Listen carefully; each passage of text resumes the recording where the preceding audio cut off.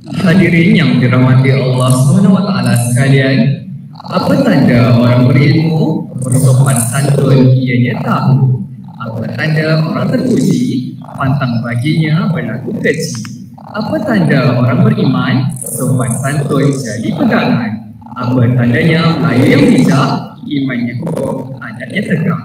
Alhamdulillah, bersyukur kehadirat ilahi kerana dalam kita meniti Ramadan Al-Karim yang penuh keberkatan ini dapat kita dipertemukan dalam bual bicara peledak prestasi diri pada hari Jumaat berhulu segala hari yang mulia ini. Alhamdulillah, kita berpeluang untuk bersama tetamu jemputan kita pada pagi ini, tokoh agama yang tidak asing lagi di negara kita, iaitu yang berbahagia Sahibul Fadilah Datuk Fadil Shah bin Alamuddin.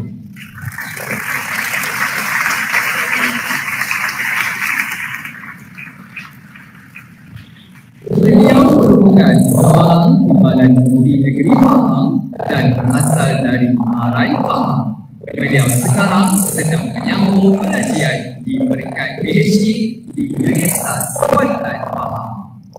Seterusnya, saya akan bacakan biodata ringkas mengenai ayahanda Tuan Pengetua yang dikasihi. Saya percaya ramai di kalangan kita yang belum mengetahui latar belakang pendidikan beliau. Tuan Haji Muhammad bin Syekh Ibrahim merupakan lulusan Master Psikologi Counseling Universiti Pendidikan Sultan Idris, ijazah sarjana muda daripada Universiti Malaya, Diploma Pengurusan Kepimpinan IAB, Sijil Kepengetuaan NPQEL, Certified Neuro-Linguistic Programming Academy NLP, Motivator, dan Kaunselor berdaftar dengan Lembaga Kaunselor Malaysia.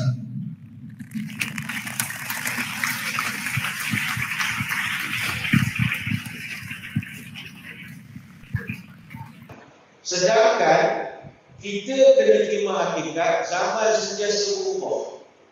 Zaman takkan seperti dulu lagi. Hari ini kita berada dalam revolusi perindustrian keempat, 4IR.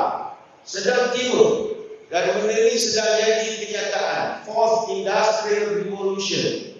Internet untuk kebendaan, big data, robot automasi, mesin-mesin canggih. Dan dunia sekarang bergerak ke arah masyarakat 5.0 atau dikenali sebagai smart society ataupun intelligent society. Maka kalau smart, dia sekarang menyiapkan generasi untuk berhadapan dengan zaman yang sangat berubah ini. Kami orang lama dah tak mampu kejar lagi sebab zaman Fourth Industrial Revolution ini begitu laju. Dia sekarang ini kalau kita tengok, teknologi ini berkembang setiap masa. Digitalisasi berlaku setiap hari. Orang yang menolak digitalisasi hari ini dia dikategorikan sebagai buta huruf. Dulu kita hanya ada visual literacy. Dulu kita hanya ada computer literacy.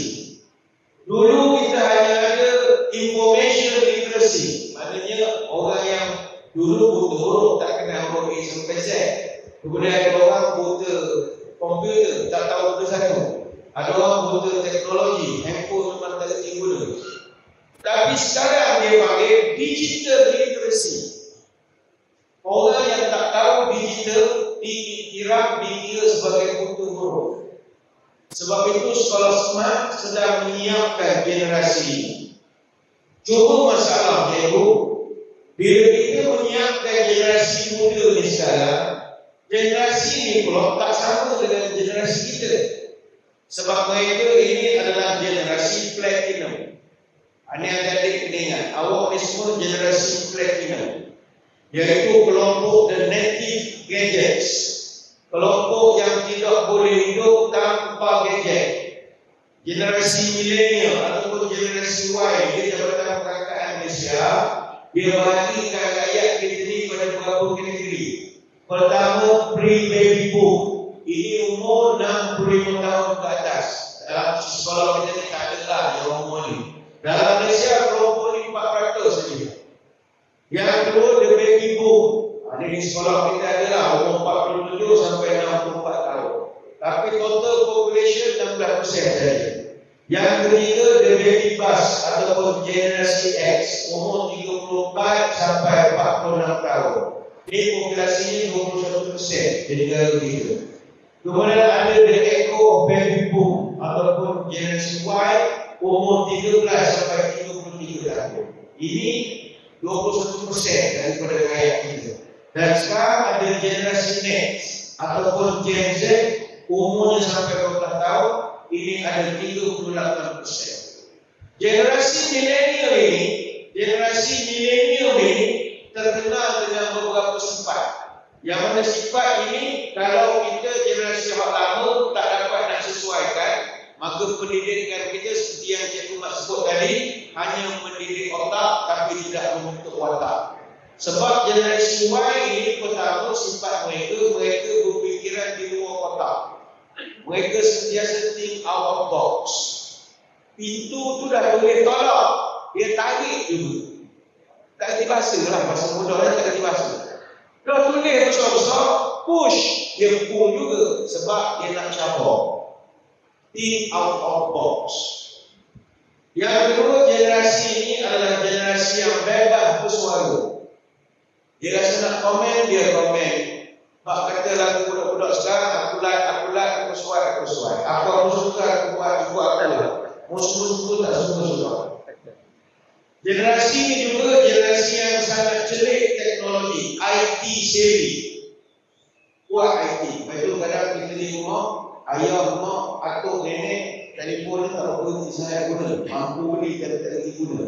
Boleh call, jawab mesej, tapi nak lebih daripada itu kita tak pandai. Nak send, kita tak kerti. Jadi kita memerlukan awak semua lah untuk nak membantu. Jadi kepada adik-adik sekalian, kami generasi lama ni nak membentuk awak generasi yang Y ni bukan senang. Sebab zaman kami tak sama dengan zaman kamu semua. Zaman kamu ni pula, kamu berhadapan dengan keadaan dunia yang begitu menakutkan. Sekarang ni orang mengatakan dunia sekarang berada pada zaman VUCA. V-U-C-A. Apakah VUCA? Pertama sekali huruf V, volatility. Volatility di maknanya tidak stabil. Volatile, dia tidak stabil. Yang kedua, uncertainty, tidak pasti. Yang ketiga, complexity, rumit. Dan yang keempat, ambiguity, kabur-kabur. Jadi kita sedang berdepan persekitaran yang tidak menentu, persekitaran yang tidak jelas, persekitaran yang terlalu kompleks, terlalu banyak elemen dan juga boleh ubah yang perlu kita buat kiraan daripada sekarang. Kadang-kadang awak belajar tinggi-tinggi, belum tentu dapat kerja lagi. Belum tentu sebab zaman dah berubah. Dulu awak graduate saja 3-4 company sudah menunggu. Orang menunggu kita untuk keluar daripada pekerjaan. Sekarang kita terpaksa berubah daripada prinsip aku nak kerja apa kepada prinsip aku sediakan pekerjaan pula. Jadi ini sudah berubah, buka kita panggil. Jadi kepada adik-adik sekalian ini, cikgu kita lontarkan masalah mereka awal ini, cabarannya banyak. Maka berilah peluang kepada guru-guru sekolah untuk menyiapkan adik-adik sekalian berhadapan dengan dunia luar sana yang tidak stabil. Cabaran untuk membentuk watak dan otak ini, pembentukan karakter. Ya, karakter. Okey, jadi kalau kita ulang lebih lanjut dari apa yang kata, KPM melalui Menteri Pendidikan sekarang ini, YB Farida, bercakap tentang ramah insan.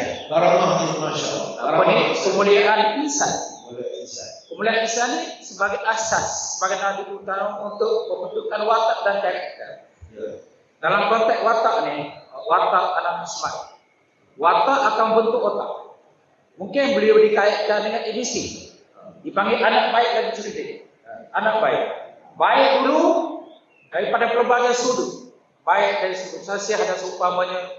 Kemudian baru cerdik. Anak baik lagi cerdik. Kembali pada data jazah tadi ya. Walaupun awak mungkin dapat jazah yang bagus, yang baik, akan datang insya-Allah ya. Mungkin dapat first class-nya. Tapi tak semestinya akan dapat pekerjaan. Mungkin kerana dia kurang dari sudut karakter. Jadi edisi itu telah jadi utama. Itu sebab kita utamakan teredisi. Anak baik lagi cerdik bagi bentuk karamat saniah itu. Macam mana apa pandangannya tentang karamat saniah? Kemudian ihsan sama mana tu? Ya, saya betul karakter. Cikgu lontarkan tadi suatu permasalahan memang real berlaku.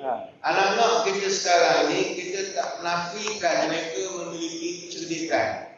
Otak mereka bagus. Tapi dari segi perwatakan mereka ini mengusirkan kita. Apa sebab? Saya melihat generasi masa kini, adik-adik sekalian dan juga anak-anak kita di luar sana. Pertama sekali cikgu, masalah mereka ini the problem of intention deficit. Masalah nombor satu, budak-budak sekarang saya tengok, dia dah tak kerti bagi tumpuan. Dia dah tak boleh fokus lagi. Kenapa mereka tak fokus? Kerana mereka ni generasi 1 minit. Dia bukan boleh tengok dah video sejam ni. Video seminit. Sebab TikTok jadi popular kan? TikTok tu popular. Sebab generasi ni ya. Betul. Tapi kita pun minat TikTok juga. Minat TikTok juga. Tak, ini yang mengkhawatirkan kita. Orang seminit je, dia boleh bagi tumpuan. Macam saya cikgu, saya ada buat YouTube, ada ceramah kurang. Memang kurang lah tengok. Orang suka penceramah cakap seminit dulu. Kalau boleh buat konten, Assalamualaikum, semayang, jangan tak semayang. Itu je. Jangan lebih-lebih lagi. Dia tak nak Imam Ambali, Imam Maliki, ada suat, tak pelat, ada suat. Adakah kita nak layan generasi? Tak, kita kena didik. Kena didik, awak tak boleh hidup ni, tak mesti bagi tumpuan. You mesti bagi tumpuan. Jangan jadi generasi 1 minit. Ini the problem of intention deficit. Itu kami yang akan datang berceramah akan dapati satu masalah. Sekarang kalau kami berceramah di masjid, generasi sekarang boleh duduk daripada maghrib sampai isyak. Duduk dengar kita cakap. Yang tidur buat cara masing-masing. Tapi lagi 10-15 tahun, generasi yang kami akan berhadapan adalah generasi adik-adik ini. Yang jadi tak duduk diam. Kita dengar ceramah pada bangun, baru duduk keliling, dia takkan duduk diam. Sebab saya bagi generasi campus. Generasi campus ni generasi kaki tak pernah duduk diam. Lepas tu dulu orang tua, anak kalau lahir dia beduk daripada kaki sampai leher dengan tangan sekali. Apa sebab? Supaya tak banyak pergerakan. Supaya budak tu bila besar duduk dekat diam saja. Ada sebab ya? Ada sebab. Bukan ada sebab. Ada sebab. Yang di sebalik itu? Ada. Generasi sekarang kadang-kadang pakai pampers. Bila dia pakai pampers diapers, kaki dia tak diikat, tangan tak diikat. Jadi dia tak duduk diam. Sampai esok dia tak kena duduk diam. Berapa banyak kita tengok mak pakaikan pampers anak sampai kejar anak. Dia boleh berlari. Artinya itu memberi kesan kepada perwatakan. Kalau kita cerita buku orang tua dulu, semuanya menjurus pada perwatakan. Orang tua dulu pembentukan pendidikan dia bukan pada otak sangat, tapi pada watak. Kalau tengok betul-betul, contohnya kita duduk atas bantal, di mana? Jangan duduk atas bantal, kata. Apa pula? Bisu. Kaji dari sudut sains, tak ada kena mengena. Carilah saintis yang paling botak sekali. Tak nak bisu. Cari apa kena mengena. Kaitan. Tapi dia nak bantal tok kepala kan. Tok kepala takkan letak punggung ataupun berdiri atas tak sesuai. Semua petua mendidik watak. Jangan menyanyi di dapur misalnya, kita kahwin orang tua. Benda saya kena mengena pun. Tapi perangai kena malu sikit, duduk dapur menyanyi muak-muak, tak sesuai. Jadi semua itu adalah untuk pembentukan watak. Jadi ini problem pertama generasi muda sekarang. Yang kedua saya melihat dari segi perwatakan, the age of disruption. Age of disruption ni maknanya anak muda kita sekarang semua dasar polisi, idea, perancangan, undang-undang, peraturan akan mengalami disruption. Apa makna disruption? Pengherotan, gangguan. Kenapa gangguan? Kerana mereka tak boleh terima arahan. Contoh, sekolah buat peraturan, ada SOP. Nak pergi ke kantin ada peraturan. Nak pergi gini ada kaedah dia. Tetapi sebab generasi sekarang dia ganggukan, dia buat disruption pada benda itu. Apa sebab orang boleh buat disruption? Kerana orang sekarang ada senjata. Apa nama senjatanya? Bukan pistol, tapi sosmed. Hari ini orang menggunakan social media sebagai senjata untuk membunuh orang lain. Walaupun orang itu hanya nak melakukan apa mengikut peraturan. Saya ambil contoh, polis dan undang-undang. Orang yang bawa kenderaan atas jalan raya contohnya dia kena ikut peraturan. Dan sebagai rakyat Malaysia, kita telah bersumpah untuk keluhuran undang-undang. Tiba-tiba ketika kita melakukan kesalahan, contoh bawa kereta tak pakai television beredar ataupun speeding, kita ditahan oleh polis. Dalam kereta orang pakai dashcam. Sekarang ini dashcam group ini antara kumpulan yang paling berpengaruh sekali di negara kita. Sebab mereka akan tunjukkan segala benda yang berlaku atas jalan raya. Polis tahan, dashcam on. Orang bila siar dalam social media, tengok komen netizen. Semua akan kutuk siapa? Bukan kutuk orang yang buat kesalahan, kutuk polis. Oh, kira sangat polis, nak kira orang Bangladesh dia orang. Tadi kena-mengena. Bangladesh lah, Nepal lah, warga asing lah, Madani. Tadi kena-mengena dengan benda tu. Sebab it's of disruption. Orang tak boleh menerima peraturan. Dan mereka akan viralkan benda tu. Sekolah misalnya, dia ada undang-undang. Tapi ada pula anak kita ni ambil gambar misalnya, viralkan. Sedangkan itu undang-undang, peraturan. Dan kita bersumpah untuk taat pada peraturan. Itu generasi kita yang masalah yang dulu. Masalah yang ketiga adalah the crisis of authority. Anak muda kita sekarang, dia tak percaya pada siapa-siapa lagi. Dia tak percaya pada siapa-siapa lagi. Dia tak percaya kepada polis, tak percaya kepada ustaz, tak percaya kepada pengetua, tak percaya kepada kerajaan. Siapa pun jadi kerajaan dia tak percaya. Dia tak tahu nak suruh Naruto siapa jadi kerajaan, saya pun tak tahu. Dia tak percaya semua orang. Semua dia tak percaya. Dia tidak lagi hormat orang tua. Dia tidak siapa yang dia hormat? Budak-budak macam sekarang. Dua yang paling dia hormat. Pertama sekali Syekh Google lu nombor satu. Hormat sangat daripada Cik Google. Itu lebih hormat pada profesor Google. Lebih hormat daripada profesor dan cikgu sekali. Cikgu cakap pom. Dia sambil pegang telefon. Ya dah. Dia boleh yedok ke kita. Dia buka Cik Google. Dia percaya dengan Syekh Al-Google. Syekh Al-Google. Bila percakapan kita bercanggah dengan mak Google-nya tu, cikgu susah. Ayah pay cikgu ni. Google itu adalah kepercayaan. Dan sekarang ada satu lagi saudara kepada Google yang lebih hebat lagi. AI nama orang lagi ganas lah, ChatGPT dan sebagainya. Semua yang AI beritahu, dia percaya. AI beritahu. AI beritahu apa pun, walaupun AI itu tak betul tidak, dia punya maklumat, semuanya betul. Sebab generasi sekarang, zikir mereka cikgu siang malam, so what? Itu zikir. Bagaimana kita nak atasi ni tu? Memang perwatakan ni benda yang kritikal. Apa dia hukum dia, apa ubat dia, apa ramuan kita atasi. Jadi kalau anak-anak semak begini, problem kita. Tapi anak semak begini tak? Tak. Tak. Tapi contoh saya, bagaimana kita ramuan? Bagaimana untuk atasi ini satu, bagi saya virus kan? Ya betul, masalah. Bagaimana untuk atasi kalau ikut kata matematik? Saya melihat benda ni, sekolah asalnya tempat membina otak sahaja. Dia bukannya perwatakan, bukan kerja sekolah. Falsafah asalnya sekolah membina otak, mak bapak membentuk otak. Asasnya. Sebab ilmu akhlak adalah ilmu menyontoh. Dia bukannya ilmu teori. Kita tak boleh ajar orang jadi baik dengan teori. Adik-adik sekalian, bila bercakap orang tua, kena rendahkan suara, dia tak ada itu. Adik-adik sekalian, jalan depan orang tua, kena tunduk. Itu teori. Untuk pendidikan moral dan akhlak, mesti melihat contoh. Dia orang adik-adik kita ini, dia lebih banyak di rumah berbanding di sekolah. Jadi tempat paling banyak nak mencontoh, patutnya di rumah. Contoh, kalau dia belajar di sekolah, kita taklah dengan orang tua cakap dekat sekolah.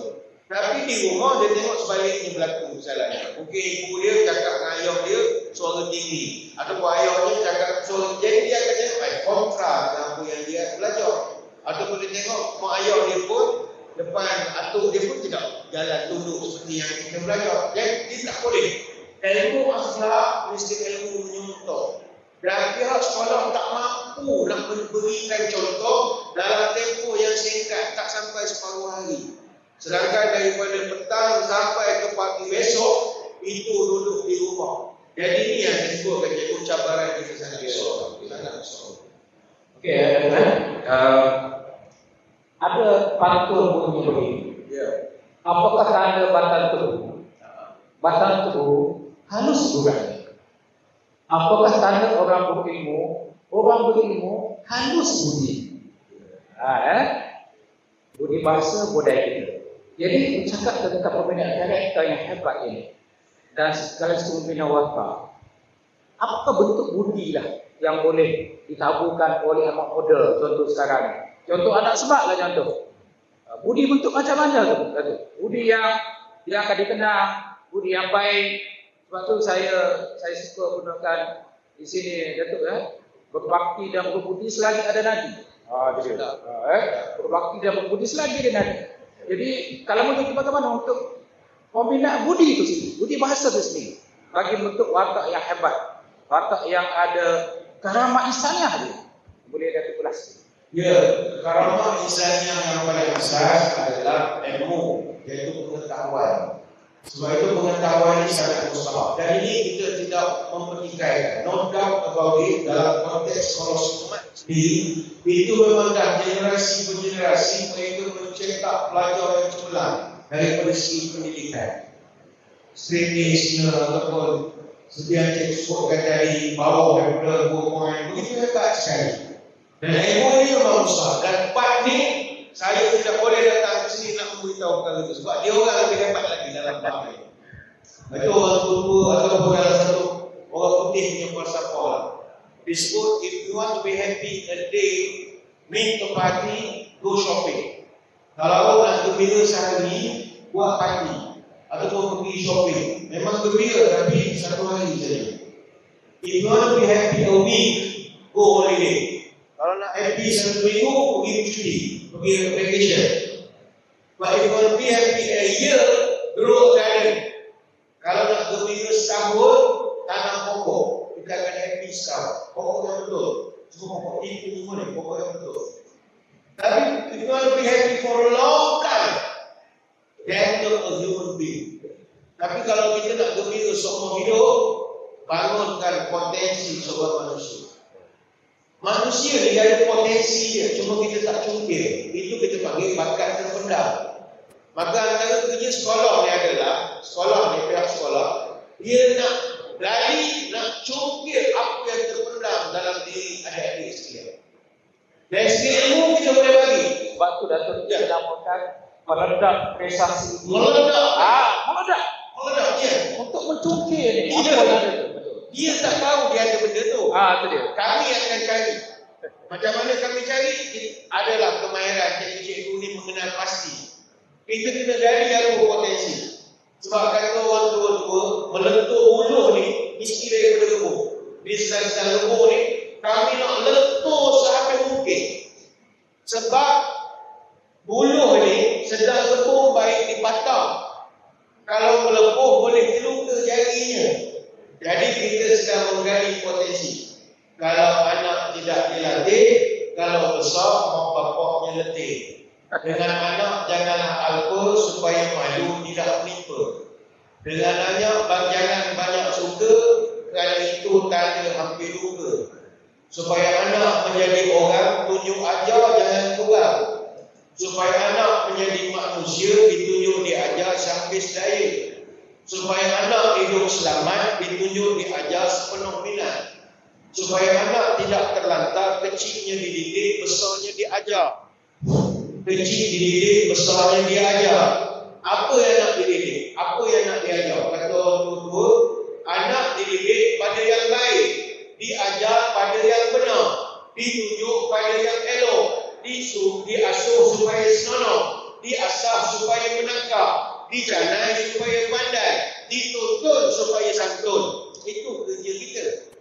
Anak-anak ni dia tak tahu dia ada kebaikan di dalam. Sebab cikgu, macam zaman kita dulu lah, kadang ada kawan-kawan kita masa sekolah ni rumah-rumah je. Tapi mungkin lepas SPM masa kita universiti, potensi kepimpinan yang Betul, nampak orang masa sekolah apa? Diam. betul. Itu jadi pimpinan mahasiswa. Kita tak ada jangka benda macam ni. Jadi adik-adik kena berikan peluang habisan kepada pihak pengurusan sekolah, terutama pengetua. Ini pengetua ni berpengalaman luas ni. Ini top motivator ni antara orang yang boleh menggali potensi orang. Jadi adik-adik kena bangga lah duduk di bawah seorang motivator, orang yang boleh mengupah watak kita, insyaAllah. Mungkin selama ini sekolah smart dipimpin oleh orang yang membentuk otak, pembangunan akademik dan sebagainya. Tiba masanya kita nak membentuk jati diri pula. Dan untuk membentuk jati diri bukannya senang. Sebab itu orang panggil jati diri, pokok jati. Pokok jati ni ada rahsia, jati diri kita. Bertahan, ada daya tahan. Dan nak menebang bukan senang. Ya, betul. Tapi Tapi orang lain untuk jadi pokok jati ni, orang kata macam mana? Ha. Kalau memilih tempat mandi, pertama telur, kedua pantai. Kalau menjadi pelajar bestari ataupun insan bestari, pertama elok, kedua pandai. Kalau elok pandai tu, jadi macam pokok jati. Itu dah Pokok jati. Okey Datuk Okey, ini lebih kurang seronok alhamdulillah bersama Datuk dalam siri yang pusingan pertama ni. Kita masa bakal terhad sekarang ni Datuk, kita bagi ruang kepada anak kita bertanya. Sila. Kan? Anak muda ni yang nak tunjuk keyakinan diri, keberanian diri, anak nak serat. Rasa mungkin ada soalan-soalan yang boleh utarakan. Okey, saya rasa soalan pertama mungkin boleh utarakan pada Datuk lah contoh. Okey? Silakan anak-anak. Ada soalan untuk bertanya. Soalan-soalan cukup pas. Bukan senang kita berjumpa dengan tokoh hebat ini. Ada? Ada. Oi. Soalan untuk Datuk Bat. Oh, hebat. Kita boleh temukan. Ini anak-anak hebat. Okey, silakan. Selamat pagi, saya ucapkan kepada semua guru dan anak-anak sekalian. Apa khabar bersama dan tuan penonton sihat? Alhamdulillah. Cuma dahaga sikit. Terima kasih kerana memberikan saya peluang untuk bertanyakan soalan. Saya inquiry dari kelas alam sains sosial 1, SEM 2. Baik, tuan penonton, saya ada satu soalan yang ingin saya tanyakan. Ya. Tuan penonton, apakah pendapat tuan penonton tentang cara-cara menggambarkan konsep anak baik lagi cerdik dalam memantapkan prestasi diri pelajar? Sekian, terima kasih. Okey. Soalan ini sudah tu. Anak baik dan cerdik. Bila tanya strategi kedua tu. Strategi itu tak nak lagi cerdik kan? Mana nak bawa? Itulah sebab tu saya kata tadi untuk yang di ABC ni macam pantun tadi lah. Kalau pilih tempat mandi, pertama kedua pantai. Kalau jadi insan bestari, pertama elok, kedua pandai. Ini mesti seimbang. Duniawi dan ukhrawi. Elok dulu. Elok dan pandai. Anak semak ni mesti elok. Perilakunya yang awak tahu. Dan pandai. Mesti dapat GPS yang bagus, kalkulator sekolah yang bagus. Sama ada peringkat SPM ataupun SPPM. Dulu kita dapat 1.97 SPM. Pada tahun lepas, tahun ni kita target Datuk 1.76 insyaAllah. InsyaAllah. Dan kalau kita bukti, dan kita ada anak-anak yang dapat banyak dapat A, muncul sebagai anak yang berminat kelas pertama, mampu bersaing di pasaran. Dan bila kembali, bila keluar daripada semak nanti pun boleh gak masa divisi dan sebagainya. Jadi konsep anak baik dan cerdik itu pada pandangan saya ialah mesti ada keseimbangan. Jadi kalau di sini kalau kita latih otak saja Datuk, dia akan jadi macam air rabi. Betul tak? Ibarat begitulah. Kalau kita memang dia dapat 10 A misalnya di SPM, berlebih ilmu nanti gagal. Mungkin dia kalah pada pada 5 A saja sebab dia tak ada skillnya, kemahirannya dan sebagainya. Itu contoh. Jadi itu Datuk mungkin bertambah sikit Datuk nama Datuk ABC ni anak baik lagi cerdik. Dia dalam saya menambah sajalah apa yang Ketua beritahu tadi, itu strategi yang kita nak buat sekarang. Dan saya setuju sebab kalau kita melihat kepada display menuntut ilmu yang di garis bawah oleh para ulama, ni rakan-rakan yang non-Muslim boleh share lah, sebab ni international values. Diorang akan meletakkan pembentukan watak mendahului otak. Dia terbalik dengan kita. Watak Baru otak. baru watak. Maknanya adab dulu. Ada. sebelum ilmu. Okey. Adab tu dia menjadi salah satu inti di dalam ajaran Islam. Sebab itu kita lihat para salafus saleh mereka susun kitab-kitab yang bahas tentang adab dulu. Imam Al-Bukhari dalam sahihnya menyusun lebih daripada 250 hadis tentang adab. Dia juga tulis khusus tentang adab. Satu kitab dipanggil kitab Al-Adabul Mufrad. Itu juga Imam Abu Dawud, murid kepada Imam Bukhari, dia susun 500 hadis tentang adab dalam sunan dia. Ibnu Hibban misalnya lagi, dia menyusun lebih daripada 670 hadis tentang adab. Kitab ulama tentang adab itu begitu banyak. Al-Adabun Nawawi karya Al-Baihaqi, Al-Adabul Syar'i ataupun Syariah karya Ibnu Muflih Al-Hambali, kitab Akhlaqul Ulama karya Imam Abu Bakar Muhammad Al-Ajuri, dan banyak lagi kitab-kitab yang lain. Sehingga kan Imam Malik dia pernah pesan kepada seorang pemuda Quraisy, ta'allamul adab qabla an tata'allamul ilmi. Belajar adab dulu sebelum kau belajar satu ilmu. Sehingga kan Imam Malik pernah cerita, ibu aku atau mak aku dulu pernah suruh aku pergi belajar agama dengan seorang ulama nama Rabi'ah bin Abi Abdurrahman. Dia seorang faqih terkenal di Madinah. Tapi aku pesan mak aku, ta'allam bil adabi qabla ilmihi. Wahai Malik, mu belajar adab dulu sebelum mu belajar ilmu dengan dia. Kenapa para ulama mendahulukan belajar adab dulu sebelum belajar ilmu? Sebab bila adabi tafahmul ilmi, dengan adablah kita akan mudah memahami ilmu. Kata Ibn Mubarak, ni guru pada Imam Bukhari, ta'allamna al-adab 30 aman wa ta'allamna al-ilm 20. Kami dulu belajar adab saja 30 tahun. Dan kami belajar ilmu 20 tahun saja. Apa artinya? 30, ilmu 20. Watak sangat. Watak sangat. No doubt about it. Nabi datang menyempurnakan akhlak. Utama makarimul akhlak. Aku datang nak jadikan manusia itu berjubur, pandai molek. Itu adab tak ada kompromi. Dia tanyalah kepada sekolah yang sangat sekali saya melihat menitik beratkan kepada para pelajar yang bukan sekadar dibina otaknya tapi dibentuk wataknya. Kita tak nak pelajar-pelajar yang apa nama merasa pandai tapi tak pandai merasa. Kita tak nak begitu. Okey, terima kasih. Oh ya, menarik ya. Adab 30, ilmu 20. Oh betul ya. Ada penting adab itu. Betul lah tajuk kita ni mempunyai watak dan otak ya, sesuai itu Datuk ya. Okey, terima kasih kepada anda yang bertanya ya. Tadi tekanan atas sains satu. Terima kasih. Okey, lagi soalan? Silakan. Oh, okey bagus. Bagus anak semak tu angkat tangan dah tu.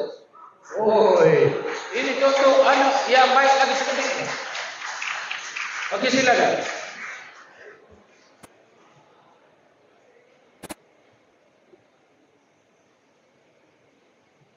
Assalamualaikum warahmatullahi wabarakatuh. Salam. Saya mau bertanya dari kelas 40 ingin mengajukan soalan untuk tuan-tuan dan juga Imam Mufti. Soalan saya ialah apakah masalah generasi masa kini? Terima kasih. Oh, apakah masalah ya? Kata dua orang tadi tapi mungkin ada tambahan lagi dah. Apakah masalah generasi masa kini? Apakah masalah problem? Okey, silakan. Saya nak berkongsi pagi ini ada satu nasihat yang diberikan oleh Al-Khalil bin Ahmad Al-Farahidi.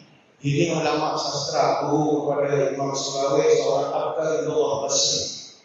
Ada satu kata-kata yang begitu indah sekali. Katanya ar-rijalu arba'atun. Dalam dunia ni manusia ada 4 jenis. Jadi kita generasi sekarang duduk yang mana daripada 4 jenis. Pertama, rajulun yadri wa la yadri annahu yadri fadzaka ghafilun fanabbihu. Yang kedua, rajulun la yadri wa yadri annahu la yadri fadzaka jahilun fa'allimuhu. Yang ketiga, wa rajulun yadri wa yadri annahu yadri fadzaka aqilun fattabi'uhu. Dan yang keempat, wa rajulun la yadri wa la yadri annahu la yadri fadzaka ma'ikul fahdharu. Manusia ni kata dia number one adalah orang yang tahu, tapi dia tak tahu sebenarnya dia tahu. Maka orang sebegini adalah orang lalai. Kita kena ingatkan dia sama-sama. Dia ada potensi, tapi dia tak tahu dia ada potensi. Ini cikgu-cikgu sekolah kerjanya cukir sampai keluar. Dia punya pokok potensi kepimpinan pidato public speaking. Masa ni dia tak tahu pun dia ada benda itu. Itu kerja kami. Yang kedua, manusia ni seorang yang tak tahu dan dia tahu bahawa sebenarnya dia tidak tahu. Maka ini orang bodoh. Kau kena ajar dia tak tahu, dia tak kerti. Dan dia tahu dia tak kerti. Jadi orang macam ini kita kena ajar. Sebab dia masuk kategori orang bodoh. Dia tahu, dia tak tahu. Dua campur dulu. Tak tahu, lama mikir. Jadi dia pun tahu, dia tak tahu dua campur dulu. Tak apalah, kita ajar. Tak ada masalah. Kita ajar. Tak rugi pun kita kongsi ilmu. Yang ketiga, seorang yang tahu bahawasanya dia memang tahu, maka itulah orang yang pandai. Fattabi'u, mu kena ikut dia. Siapa golongan ni? Cikgu. Dia tahu dan dia memang tahu dia tahu. Golongan ni orang cerdik, mau kena ikut, kata ulama. Jadi adik-adik di sekolah, cikgu ni duduk kategori tinggi, guru kita. Dia tahu dan dia sebenarnya tahu apa yang dia tahu. Ada orang dia tak tahu apa yang dia tahu. Dia tahu tapi dia tak tahu apa dia tahu. Jadi dia tahu apa yang dia tahu. Sebab itu bidang dia. Dia dilatih secara profesional. Ada diploma pendidikan. Dia berusaha untuk memahami dan masuk dalam perkara itu. Dia tahu apa yang dia tahu. Fattabi'u, mu kena ikut. Jangan ikut golongan yang keempat. Orang yang tak tahu dan dia tak tahu bahawa sebenarnya dia tidak tahu, tapi dia buat-buat tahu, dia ajar pula kepada orang lain. Jauhilah orang ini. Ini yang dalam dunia internet ni. Yang ini hi guys, mengajar orang macam-macam. Kita tak tahu tak mana kebenaran ilmu dia, tapi awak percaya dia berbanding dengan cikgu. Ada masalah. Sedangkan cikgu ni profesional. Dia dilatih secara profesional untuk mendidik manusia. Kalau dalam internet, Google, YouTube, dia mengajar, tapi dia bukan dilatih secara profesional untuk mengajar orang. Menyebabkan kadang-kadang apa yang dia ajar, dia bingung masyarakat. Sebab dia tidak tapir dulu, dia tak sesuaikan aras pemikiran orang nak mendengar. Nah, ini kemahiran mengajar. Jadi kepada adik-adik sekalian, carilah orang yang tepat untuk kita ambil ilmu dia. Dan kalau dah dapat ilmu yang tepat, belajar bersungguh-sungguh. Kata orang tua, berburu kepada data, dapat usaha belah kaki. Berburu kepala ajar, bagai bunga, kembang tak jadi. Mantul ni falsafahnya tinggi. Apa sebab? Pertama disebut berburu kepada data. Apa makna berburu kepada data? Orang berburu tak pergi kepada data. Berburu mana? Hutan. Barulah dia binatang. Berburu di padang data ni, berburu di padang bola semat. Kalau pergi berburu, bawa jatuh betul-betul, pergi tengah padang. Ataupun pergi kelak kau. Dekat telur sebelah. Pergi kelak kau. Cari apa cik? Saya nak memburu haiwan. Haiwan apa atas padang data? Artinya awak memburu tu tak betul dah tempatnya. Jadi nak guru, cari guru yang betul. Jangan belajar oleh internet yang high-guy ni tak tahu macam cerita. Berburu kepada data, apa awak dapat? Dapat juga binatang. Dia panggil usaha belah kaki. Usaha belah kaki ni binatang apa? Ini bahasa Melayu lama. Usaha belah kaki artinya belalang. Awak dapat belalang. Walaupun pakaian sambal rainbow, peluru silang, buat balik belalang je. Artinya awak pergi sia-sia. Tak dapat apa-apa. Berburu kepala ajar. Kalau pergi belajar ilmu dengan orang yang tak berantah mari daripada mana, apa yang dapat? Bagai bunga kembang tak jadi. Bunga kalau tak berkembang, tak namakan bunga. Orang panggil rumput dengan daun. Bunga ni yang jadi lawak, kembang dia. Kalau dia pucuk begitu saja, dia sama macam daun saja. Jadi kepada adik-adik, jangan salah pilih bunga. Oh, cantik betul. Pokok kantun ni ada falsafah kena ulah balik. Okey, itulah lebih kurang apa ni Datuk. Dan dalam proses belajar ni, anak-anak pohon jati tumbuh berjajar, jalan setapak menuju pasar. Lebih baik susah di waktu belajar daripada susah di waktu besar. Itulah proses belajar nak Datuk buat tadi. Jadi okey, Datuk, kita pun dah ada masa, dah ada agak terasa betul. Okey, smart ni Datuk, kita punya yang termaktub dalam rencana kita Tuan kata ialah ilmu esa bestari. Smart, hebat, ilmu esa bestari. Okey, jadi kita rasa kita banyak mengolah tentang ilmu tentang bestari, minat otak. Sekarang ni esa. Bagaimana esa ni mungkin dikaitkan dengan kasih sayang, simpati pada orang, membantu, yang boleh menjadikan kita ni orang hebat, bawa kita jadi pelengkap. Saya kira Datuk boleh ulas. Ya, betul. Ihsan. Ada Ihsan. satu Jibril, kalau adik-adik ihsan, Jibril alaihissalam, dia pernah datang kepada Nabi, bertanya 3 soalan. Dia tanya kepada Nabi soalan pertama, apa itu iman? Nabi menjawablah iman ini perkara begini. Yang kedua, dia tanya kepada Nabi apa itu Islam. Nabi sebutlah 5 perkara. Yang ketiga, sebelum dia balik, dia tanya apa itu ihsan. Ihsan yang dijawab adalah kau menyembah Allah, solat kau melihat dia, kalau kau tak melihat dia, dia melihat kau. Banyak huraian. Daripada riwayat ini, kata ulama menulis satu pelajaran, bukan semua orang Islam itu beriman. Bukan semua orang Islam itu beriman. Kita semua ni ada yang Muslim, semua kita ni Muslim. Tapi adakah kita mukmin? Belum tentu. Sebab orang beriman ada syarat dia. Syarat yang paling basic, kepercayaan, trust. Kepercayaan kepada wujud Tuhan, kepercayaan ada surga, kepercayaan ada neraka. Ramai sekarang Islam tapi dia tak percaya neraka. Sebab itu dia masih beramal amalan ahli neraka. Dia Islam tapi tak percaya, macam tak percaya ada surga, jadi dia tak beramal ibadat. Ada orang beriman, ada orang Islam belum tentu beriman. Tapi ada orang yang beriman belum tentu dia ihsan. Ihsan ni next level. Apa makna ihsan?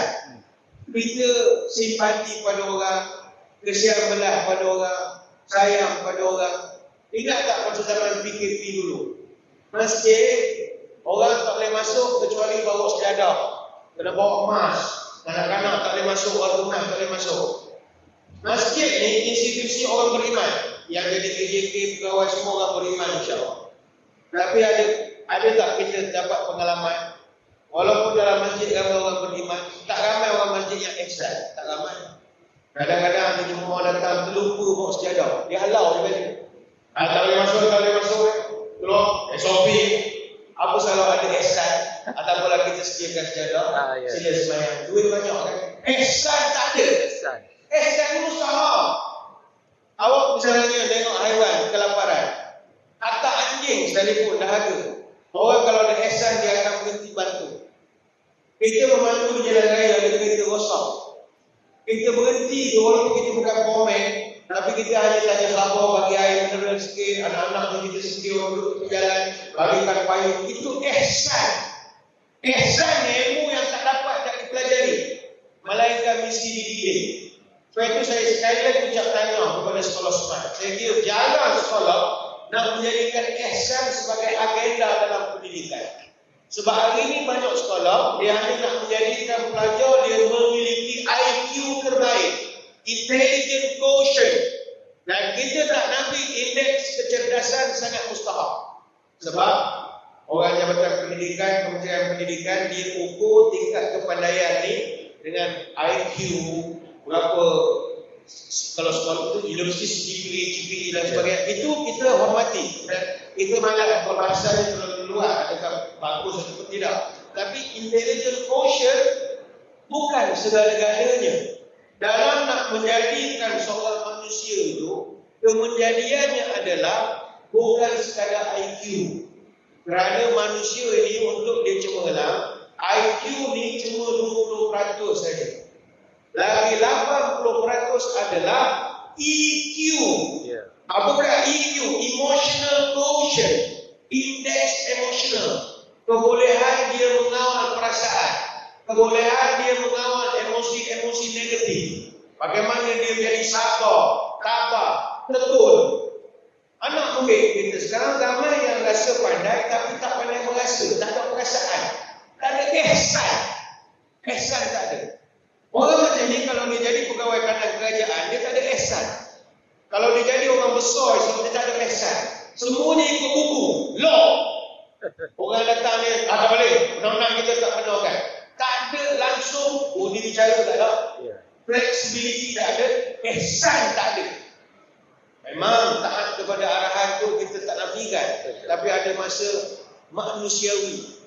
Orang kampung datang 3 kali tukar bar, sampai di kaunter pejabat kita pukul 3.30 kita tutup. Tolonglah cik, saya nak bayar hasil tanah. Tak boleh cik, memang peraturan kita 3.30 tutup. Tolonglah saya datang jauh. Tak boleh cik datang esok. Mana ihsan? Ihsan ni benda bayar.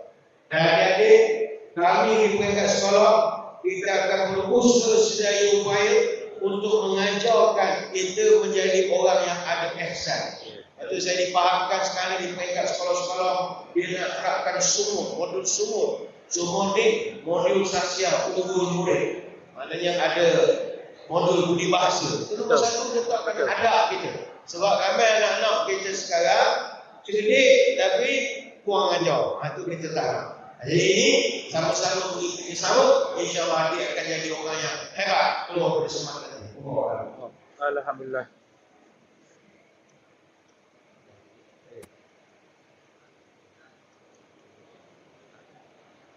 Okey, alhamdulillah.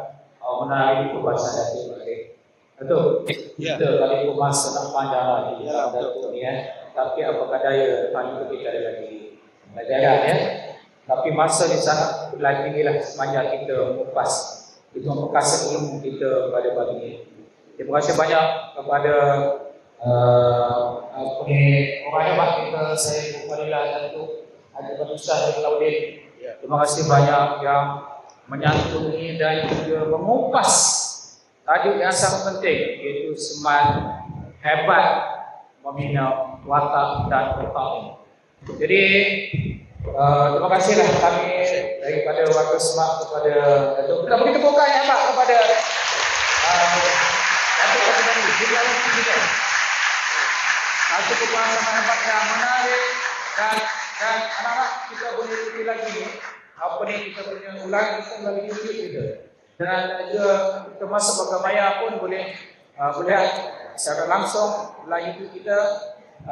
Datuk, kami doakan semoga Datuk Allah berkati kita kepada Datuk. Amin, amin. Allah hidup bahagia, anak cucu dan sebagainya, dan boleh berbakti dan berbudi untuk menyebar dakwah ni, menyebar dakwah ni antara posisi sebagai imam mufti. Dan insyaAllah semoga tidak sedih di tempat dapat insyaAllah.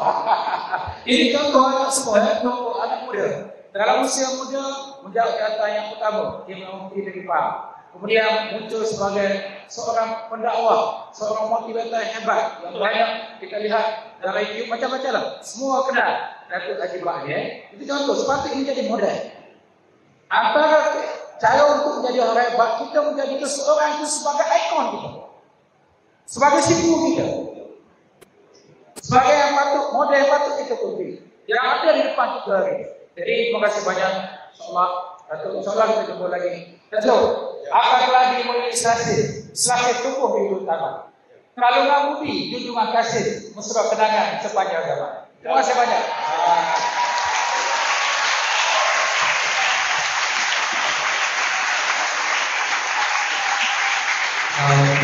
Ya.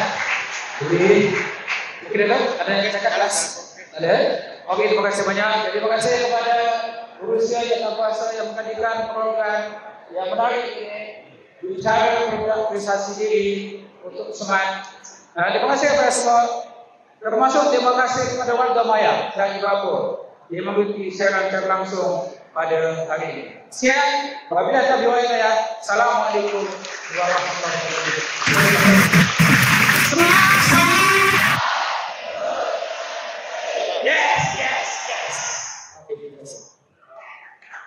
Masih seragam ucapan kebanggaan dan terima kasih kepada yang berbahagia Ibu Fadilah dan Haji Manisha Alauddin dan Tuan Pertua sesi berbicara itu tadi.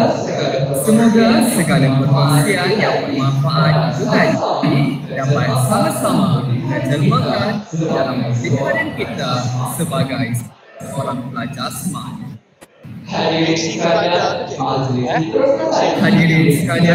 majlis diteruskan lagi dengan jemaah yang berusaha menjadi ketua sekarang paksaan Dr. Talib Dewan Haji Muhammad bin Syekh Ibrahim untuk menyampaikan penghargaan kepada yang berbahagia Ibu Fadilah Datuk Hisham bin Alauddin dengan segala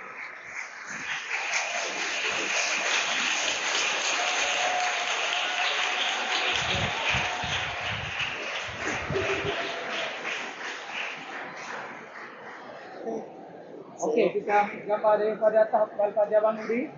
Lihat gambar atas dia. Itu boh eh. Itu boh.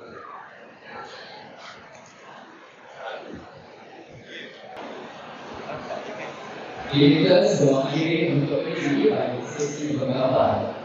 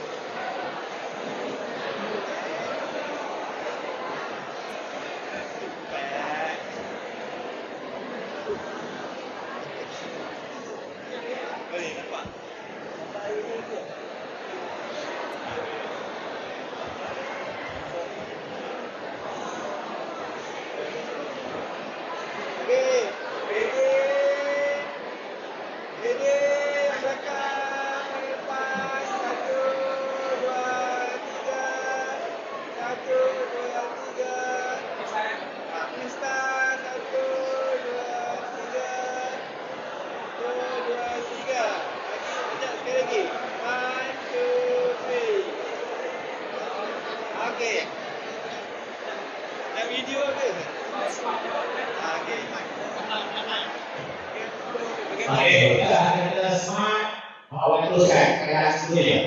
Okey, video. Video. Ready semua. Ready. 1, 2, 3. Smart.